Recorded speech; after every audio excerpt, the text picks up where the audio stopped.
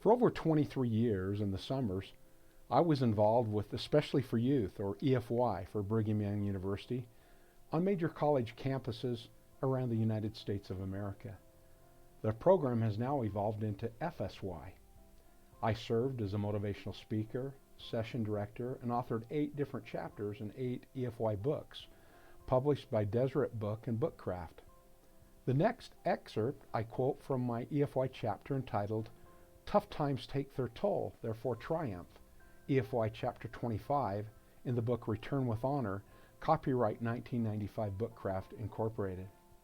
It was only a practice football game. Besides, Beaver High was a 1A ranked football team, and we were a stronger 2A opponent, or so we thought. My Dixie High School Flyer team had glided to a perfect 7 straight wins coming into the game, and we were well on our way to state. We had had a taste of the state playoffs the year before, but then we could not get past the semifinals. We knew this was our year. We would not be denied. My heart was set on being named to the All-State football team my senior year. It was a personal goal and dream I had envisioned throughout my high school days. Starting both as offensive right guard and defensive tackle seemed to enhance my chances of achieving this state recognition. There is no doubt we looked past the Beavers, who later captured the state championship in their class. Down 21-0 at halftime, our sluggish team was dumbfounded and shocked in the locker room. We had underestimated this team. It was time for a wake-up call. We determined to regroup and get our scoring attack on track in the second half. I played only offense in the third and fourth quarters because of a sharp pain which persisted in my right side above my waist. Our highly explosive offense rattled off 44 points to Beavers 27 in the second half, but it was still not enough. The only Flyer loss that year came at the hands of this overlooked, underrated, scrappy Beaver team, which beat us 48-44. It was a long ride home to St. George. Even longer was that fateful Friday night. My much-needed sleep was interrupted many times by increased abdominal pain. The next morning, I found myself in the emergency operating room with my family doctor. The removal of a ruptured appendix caused by a hit in the Beaver game sent my All-State football hopes to another lineman and kept me from a Sadie Hawkins dance that night.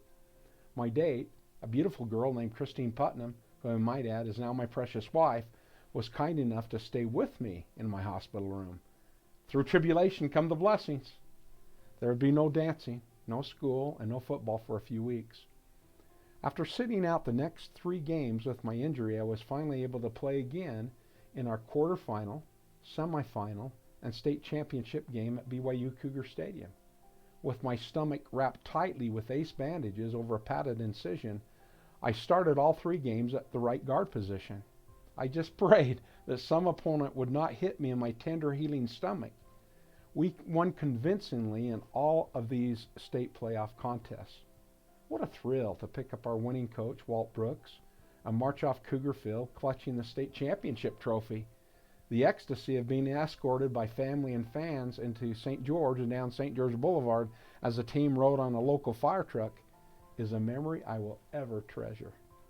But to a young man who had his sights set on being one of the best linemen in the state, it was one of the toughest trials I'd ever faced.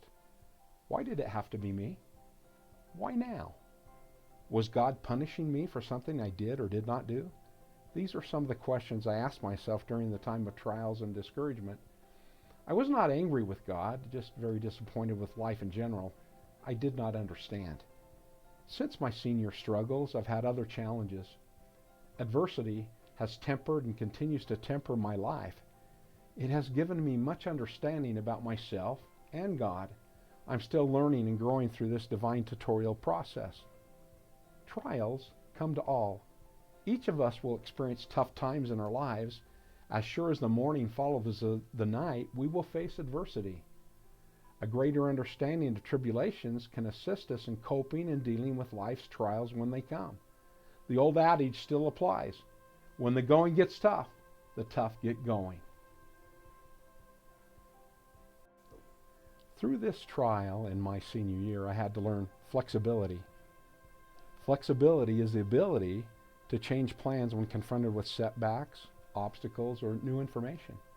Indeed, I had to change my football plans and aspirations when I faced this health setback and obstacle. I had to change my mindset and go with the flow when I was unsure about what would happen next. Flexibility, Basin Bison, is our Basin Bite for this week. What is flexibility? Flexibility is the skill that allows us to adapt to new situations and deal with changes. It includes handling frustration and being able to think on our toes when we need to solve a problem at the last minute. It also helps us learn new ways of doing things. For example, number 1, flexibility is the ability to change plans when confronted with setbacks, obstacles, or new information. For example, this might include setbacks and obstacles in your own life, the sickness or even death of a loved one. Flexibility. Your own health or financial challenges. Flexibility. It might be you're having challenges with your car. Maybe it's not working right now. Flexibility. Maybe the battery on your iPhone has no charge, or the Wi-Fi connection at school or home is bad, and you have only now to study. Flexibility. These are examples where you must adjust and be flexible. Number 2, being flexible means being able to change your mindset and problem solve on the spot. When you're put in this position, for example, like this, and need to be flexible in the moment, you can utilize your past experiences and knowledge to find a solution right now. Sometimes success or failure depends on you in this very instant and time. I like to think that knowledge comes from study, whereas wisdom comes from our own experiences. Believe in yourself. Trust the accumulation of your knowledge and experience and find resolution to your challenge. One mentor of mine shared with me that he looks on his problems not as problems but as challenges. Problems always seem to just hang around and are negative, whereas when you label your problems as challenges, they seem more surmountable, solvable, placing a positive spin on your dilemma. Number 3, flexibility also includes just going with the flow when you're unsure what is happening. For example, we cannot do anything about yesterday or tomorrow, but we can do something about today, right now.